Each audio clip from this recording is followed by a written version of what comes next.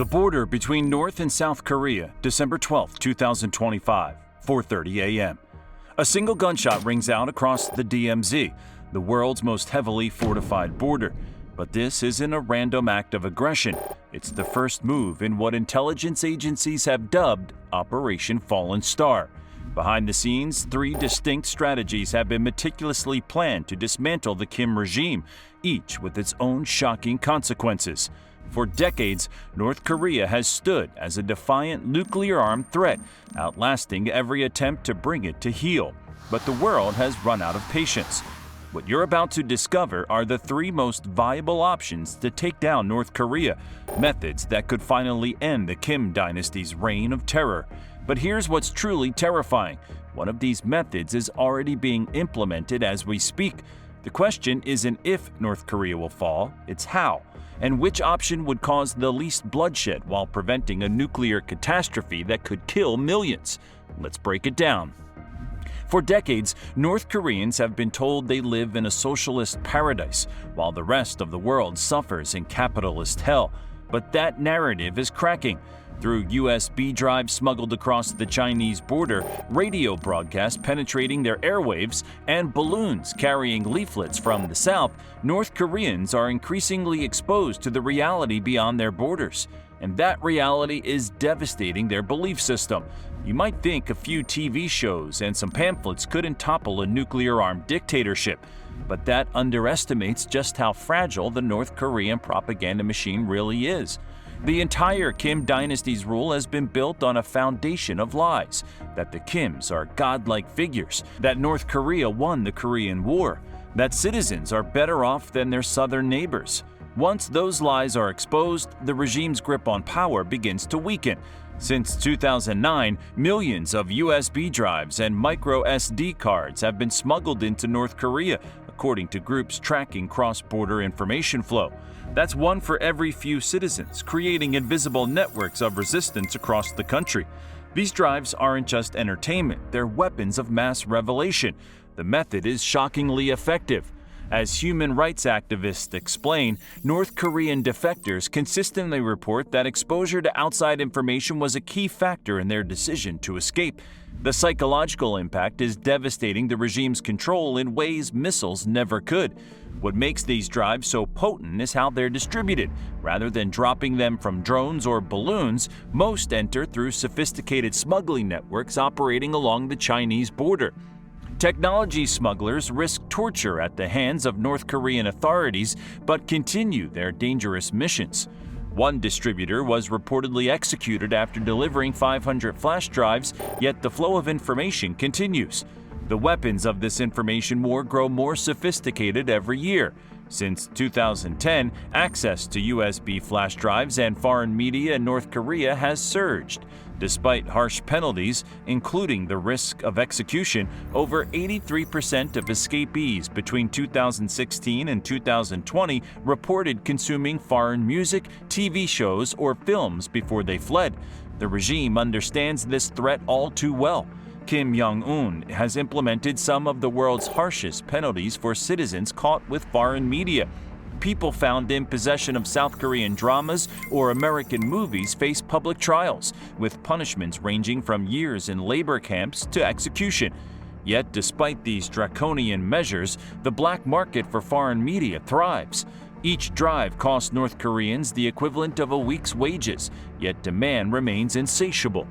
The goal is to flood the market with outside information, making it cheap and accessible enough that anyone who wants it can get it. And it's working. The Flash Drives for Freedom campaign, supported by the Human Rights Foundation, has collected hundreds of thousands of donated USB drives from around the world. These are wiped clean, loaded with curated content, and smuggled into North Korea through various covert channels. But it's not just USB drives. Balloon launches from South Korea have been another key tactic in the information war. Organizations like Park Sang-hak's Fighters for a Free North Korea regularly send balloons carrying bundles of DVDs, USBs, transistor radios, and leaflets printed with information about the outside world. Each balloon carries a timer that breaks open the packages over North Korean territory, showering the countryside with forbidden knowledge. The impact of these campaigns is difficult to measure precisely, but testimonies from defectors paint a compelling picture. Many report that their first exposure to South Korean dramas or Hollywood movies was a transformative experience that challenged everything they had been taught about the outside world. The sight of ordinary South Koreans driving cars, using uncensored internet, and enjoying well-stocked supermarkets directly contradicts decades of propaganda claiming South Koreans live in desperate poverty. This cognitive dissonance is a powerful catalyst for change. When North Koreans see the material prosperity and personal freedoms enjoyed by their southern counterparts, they begin to question other aspects of the regime's narrative. If the government lied about conditions in South Korea, what else might they be lying about? The strategic value of this approach is that it attacks the regime from within. Unlike military options that strengthen the regime by creating an external threat, information warfare turns citizens themselves into agents of change. When people discover they've been lied to their entire lives, revolution becomes inevitable. This approach also has strong historical precedent. Flash Drives for Freedom reports that, like East Germans in 1989, North Koreans are increasingly asking, why should we stay separated by minefields and guard towers from a vastly wealthier and freer version of ourselves? The evidence of impact is mounting. Defection rates have soared among those exposed to outside information, and black markets selling foreign goods operate more openly than ever. Even the regime's own propaganda has shifted, desperately trying to explain away the obvious prosperity visible in smuggled South Korean dramas. Technology is making this information war even more difficult for the regime to combat. Chinese-made devices called Notels, portable media players equipped with USB and SD card ports, have become increasingly common in North Korea. These battery-powered players allow North Koreans to watch foreign content even during the frequent power outages that plague the country.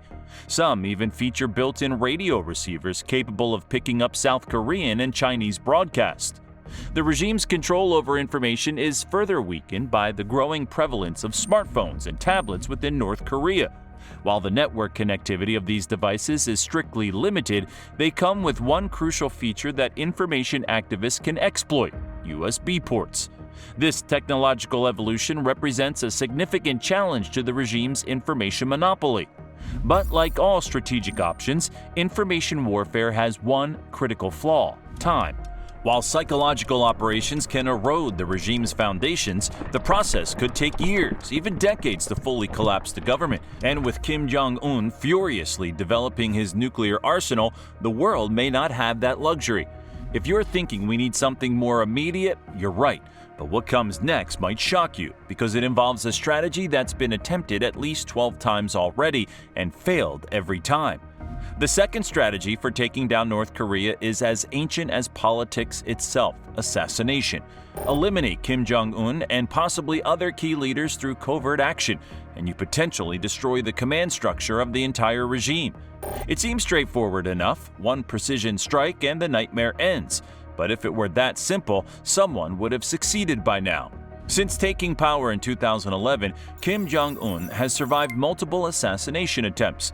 The most recent attempt in 2024 reportedly came within 400 meters of success, yet the supreme leader remains firmly in control. The challenges of assassination are extraordinary.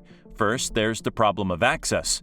Kim travels at dawn, constantly changes his schedule, uses decoy vehicles, and is surrounded by fanatically loyal bodyguards in a country that's over 120,000 square kilometers, with mountains making up nearly 80% of its surface.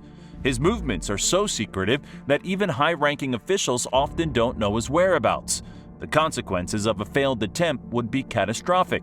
In 2017, North Korea accused the CIA and South Korean intelligence of planning to use a biochemical weapon against Kim, vowing to ferret out and mercilessly destroy those responsible. Even an unsuccessful attempt could trigger a massive military response against South Korea or Japan.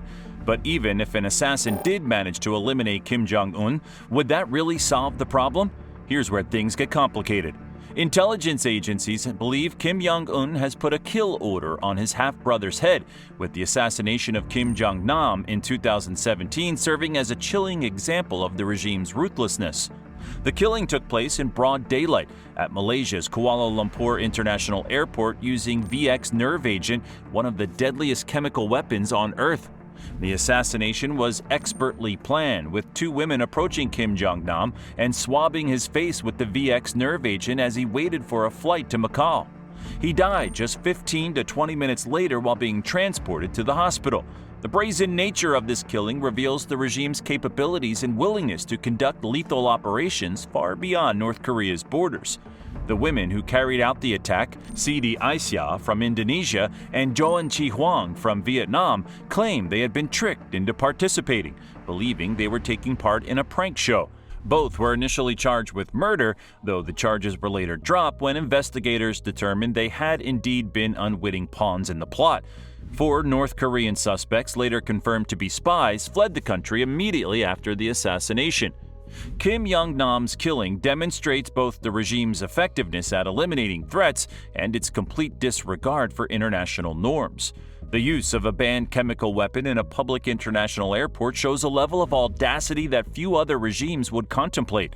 But Kim's personal security makes any assassination attempt against him nearly impossible. North Korea's security apparatus is designed to protect the Kim family at all costs, with domestic intelligence and security agencies aided by the cultivation of a Kim personality cult. Any attempt on his life would face multiple layers of defense, from bodyguards to electronic countermeasures to an elaborate system of tunnels and bunkers. The protection of the Kim dynasty has been a priority since the days of Kim Il-sung, the founder of North Korea and grandfather of the current leader. According to North Korean propaganda, Kim Il-sung was saved from an assassination attempt by his first wife, Kim Jong-suk, who spotted enemy soldiers taking aim at him from a nearby field and eliminated them with her Mauser rifle. While this tale is likely exaggerated, it has served as a propaganda parable about the need for absolute devotion to the security of the Kims. Even more concerning is that Kim Jong-un appears to have learned from historical assassination attempts. Since coming to power, he has purged numerous officials suspected of disloyalty, including his uncle, Jang Song-thaek, who was executed in 2013. These purges have eliminated potential internal threats while sending a clear message to anyone who might consider turning against the regime. Even if an assassination were successful, it could trigger something far worse, the dead man's switch problem. North Korea passed a law stating that if Kim is killed, tactical nuclear weapons would be automatically deployed against South Korea, Japan, and potentially U.S. bases in the region. His death could unleash precisely the catastrophe the assassination was meant to prevent, and there's no guarantee his successor would be any better. His sister, Kim Yo-jong, is reportedly even more hardline than her brother. Some intelligence analysts believe she was behind the bombing of the Inter-Korean Liaison Office in 2020. Replacing Kim with his sister might only accelerate the regime's aggression. What if, instead of targeting just Kim, the assassination were expanded to include the entire leadership structure? North Korea has a long history of assassinations and attempts, both carrying them out and being targeted. In 1968, a team of 31 North Korean commandos was dispatched to South Korea with the mission of killing President Park Chung-hee. The attempt failed, but it demonstrates the complexity and high stakes of such operations. The ideal scenario would involve eliminating not just Kim, but the entire top echelon of leadership simultaneously, creating enough chaos to prevent a coherent nuclear response while opening space for reformers within the system. South Korean intelligence has identified at least 7 potential reform-minded officials who could step forward in such a scenario, individuals who have privately expressed frustration with Kim's policies. But coordinating such a massive operation would be nearly impossible without insider help. Another challenge is that much of North Korea's leadership spends significant time in hardened underground bunkers and facilities, designed specifically to protect them from assassination attempts. These deeply buried facilities provide security not just from conventional attacks, but also from more sophisticated methods like precision airstrikes or special operations raids. Historically, several attempts to train units specifically for assassination missions against North Korean leadership have ended in failure. In one notable case, South Korean forces trained a special unit on Silmido Island to infiltrate North Korea and assassinate Kim Il-sung. The operation ended disastrously when the recruits rebelled against their handlers, killing 18 guards and hijacking a bus to Seoul, where they died in a final confrontation with police.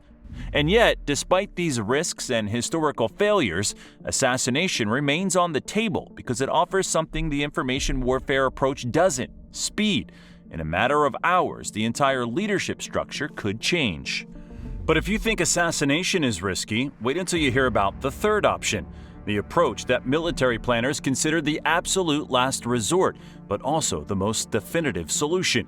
It begins with a deafening barrage from the sea. Tomahawk cruise missiles streak across the pre-dawn sky, targeting North Korean nuclear facilities, command centers, and artillery positions along the DMZ.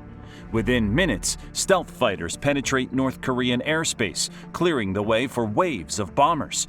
The most dangerous option for taking down North Korea is also the most straightforward: full-scale military invasion.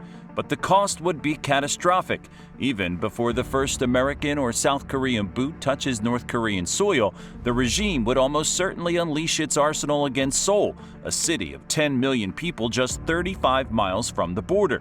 While earlier estimates suggested North Korea could turn Seoul into a sea of fire with massive casualties, recent analysis presents a more nuanced picture. According to a 2020 RAND Corporation study, North Korea maintains nearly 5,700 artillery systems within range of major South Korean population centers. Of these, only a few hundred long-range artillery pieces and multiple launch rocket systems can actually reach Seoul from their positions along the DMZ. The most dangerous systems include 170mm self-propelled guns and 240mm multiple launch rocket systems, with the newer 300mm MRLs presenting an even greater threat. In a worst-case scenario, casualties from artillery strikes could range from about 4,500 to more than 200,000, depending on the scale and duration of the bombardment and how many people are in shelters. The numbers are staggering. The U.S. Department of Defense assessed that a second Korean War could produce 200,000 to 300,000 South Korean and U.S. military casualties within the first 90 days, in addition to hundreds of thousands of civilian deaths. What makes a military invasion truly terrifying isn't just the initial casualties, it's the potential for rapid escalation. According to the Federation of American Scientists, as of 2024, North Korea is estimated to have approximately 50 nuclear weapons, with the ability to produce enough fissile material for 6 to 7 additional nuclear weapons per year. While there's significant uncertainty about the exact size of their nuclear arsenal, experts assess that North Korea has developed warheads small enough to be mounted on both short-range and intercontinental ballistic missiles. The sheer scale of such an operation would be unlike anything since World War II. A South Korean military white paper estimated that U.S. would need to deploy 690,000 ground troops if war broke out, far more than the peak numbers in either Iraq or Afghanistan. Other experts suggest at least 200,000 troops would be needed, along with 2,000 aircraft and a massive naval presence. The logistical challenges alone are daunting. While air transport can quickly move 100 troops at a time, the bulk of U.S. forces and equipment would need to come by sea, a process that could take 6 weeks or longer. During this build-up period, North Korea would have ample time to prepare its defenses and possibly launch preemptive strikes. And we haven't even accounted for China's response. Would Beijing sit idle as U.S. forces approach its border? Historical precedent from the Korean War suggests otherwise, when Chinese forces intervened to prevent North Korea's collapse. A new Korean conflict could quickly escalate into a superpower confrontation. In 2017, the Pentagon assessed that a ground invasion would be the only way to locate and secure all of North Korea's nuclear weapons, stating in an official letter to Congress that the action could result in hundreds of thousands or even millions of deaths in just the first few days of fighting. But there's another factor that makes a military invasion of North Korea uniquely challenging: the country's vast network of underground facilities. North Korea is honeycombed with tunnels, anywhere from 5,000 to 8,000 underground sites according to U.S. military estimates. These aren't just simple bunkers. They include elaborate underground complexes housing everything from leadership hideouts to missile launch facilities and even entire military bases. The underground labyrinth includes facilities like the one at Suncheon, where a 4,400-foot taxiway extends from an underground facility to open terrain. Analysts believe this could function as an auxiliary runway, allowing aircraft to be readied in concealment and launch with little or no warning. One North Korean defector revealed that fighter jets, including MiG-29s and Su-25 ground attack aircraft, could take off from conventional airfields but return to these underground bases during wartime. Near the DMZ, North Korea has constructed massive bunker complexes capable of housing up to 2,000 fully armed troops each. These underground facilities would allow North Korean forces to remain hidden and protected until the moment of attack, potentially enabling a surprise assault across the border with minimal warning. Even more concerning are the tunnels that cross under the DMZ itself. Since 1974, South Korea has discovered at least 4 infiltration tunnels large enough to move up to 30,000 troops per hour. Some experts believe there could be dozens more undiscovered tunnels. A former South Korean general claims there may be as many as 84 tunnels, with some potentially reaching as far as downtown Seoul. The regime has also constructed a network of hardened artillery sites, or HARTs, artillery concealing caves tunneled into mountains near the DMZ. Artillery pieces such as 170mm Coxswain guns or multiple rocket launchers can fire from the cave entrances and then withdraw into the mountains to reload, making them nearly impossible to destroy with counter-battery fire. These subterranean advantages make North Korea a uniquely difficult military target. As one military analyst put it, these fortifications could not only enhance the Korean People's Army's ability to mount a surprise attack, but also to prolong the war, confounding the high-tech armed forces of its adversaries. The Pentagon has been actively preparing for this underground challenge. In March 2025, U.S. and South Korean forces conducted joint military exercises specifically focused on underground warfare, deploying reconnaissance drones and robotic dogs to infiltrate and secure underground tunnel networks. The drills focused on eliminating enemy positions outside tunnels, securing entry points, and disabling utilities like water, ventilation, and electricity to trap enemy forces inside. Despite these horrific projections and extraordinary challenges, military planners continue to refine invasion plans because, unlike the other options, a full-scale military campaign offers definitive results. The primary objective of a North Korean invasion would be to seize Seoul and hold it as long as possible while inflicting maximum damage on South Korean infrastructure. Countering this requires overwhelming force applied with surgical precision. The strategy would unfold in phases. First, a massive preemptive strike against nuclear and artillery sites, then rapid ground invasion from multiple directions with the goal of reaching Pyongyang before the regime could fully respond. Special forces would simultaneously target key leadership and attempt to secure nuclear sites. The RAND Corporation has analyzed 3 major security challenges on the Korean peninsula: a large, survivable North Korean nuclear force, North Korean artillery threatening Seoul, and the potential mission to secure loose nuclear weapons after regime collapse. All 3 scenarios present extraordinarily difficult military challenges, especially when combined. What's most disturbing is how unprepared the public is for the reality of such a conflict. As one retired U.S. Air Force general put it, too many people have the view that it would be like the invasion of Iraq or Afghanistan, but it wouldn't be remotely that. But here's the twist that few outside military planning circles understand. What makes a military option viable isn't the invasion itself, but the credible threat of one. By maintaining the capability and apparent willingness to invade, the U.S. and its allies create leverage for diplomatic and covert approaches. So, which of these 3 methods would actually work? The answer is complicated and perhaps surprising. None of them would work in isolation, but together they form a comprehensive strategy that might actually succeed.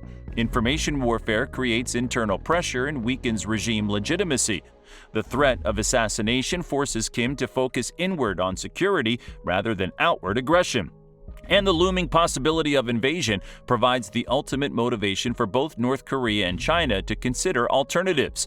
This is the strategy that appears to be unfolding right now, a coordinated pressure campaign using all 3 approaches simultaneously. Recent satellite imagery shows increased balloon launches from South Korea carrying information packages. U.S. naval forces have conducted 14 exercises in nearby waters over the past 6 months, and intelligence sources report at least 3 high-level North Korean officials having defected with their families. The situation is tightening around the North Korean regime, but the most shocking development is something few outside intelligence circles have noticed: China's quiet pivot. After decades of propping up the North Korean regime, Beijing is pulling back. Trade levels haven't returned to pre-pandemic norms, and public support for Pyongyang's military provocations has noticeably faded. China is still North Korea's biggest trading partner, but its silence now speaks volumes. The world's approach to North Korea is changing, and that might be what finally brings this regime to its knees. So, what do you think? Would information warfare eventually succeed without the risks of more aggressive approaches? Is assassination justified if it prevents nuclear war? Or is military action inevitable despite its horrific cost? The decisions made in the next few years could determine whether the Korean Peninsula faces devastating war or peaceful reunification. Let us know your thoughts in the comments below. Now go watch North Korea Will Be Erased from the Map. Demographics Crisis Explained. And if you're into sharp geopolitical insights, strategy breakdowns, and a bit of global chaos, hit that subscribe button and join the Fall of Nations community.